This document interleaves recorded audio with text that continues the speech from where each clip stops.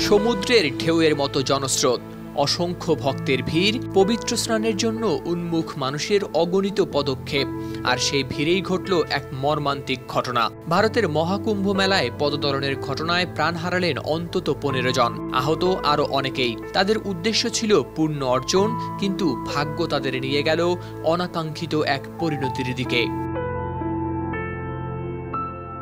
এই মেলা কেবল এক ধর্মীয় উৎসব নয়, হিন্দুদের কাছে এটি পবিত্রতার এক মহাসমাবেশ। প্রতি 12 বছর পর পর হয় কুম্ভ মেলা, আর 144 বছর পর মহাকুম্ভ।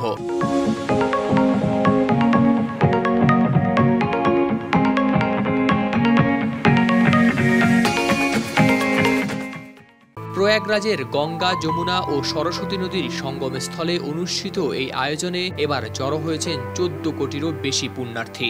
ভারত, নেপাল সহ বিশ্বের নানা প্রান্ত থেকে এখানে জড়ো হয় মানুষ।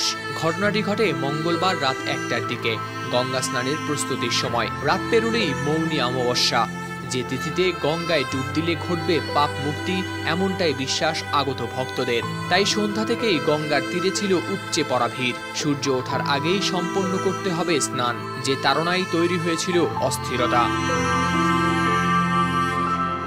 প্রত্যক্ষদর্শীরা জানায়, প্রথমে ছোটখাটো ধাক্কাধাক্কি, তারপর আচমকা বিশৃঙ্খলা।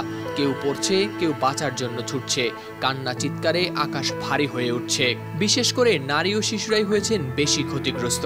আহতদের স্ট্রেচারে করে সরিয়ে নেয়ার ছবি ও ভিডিও ছড়িয়ে পড়েছে বিভিন্ন সংবাদ মাধ্যমে। তবে আসল কারণ কি তা এখনো স্পষ্ট নয়। এ ঘটনায় ভারতের প্রধানমন্ত্রী নরেন্দ্র মোদী উত্তরপ্রদেশের মুখ্যমন্ত্রী যোগী আদিত্যনাথের সঙ্গে কথা বলে দ্রুত চিকিৎসার নির্দেশ দেন। মেলায় নিরাপত্তা নিশ্চিত করতে আগেই গড়ে তোলা হয়েছিল বিশাল ব্যবস্থাপনা, কিন্তু এত বিশাল জনসমাগমের জন্য তা যথেষ্ট ছিল না।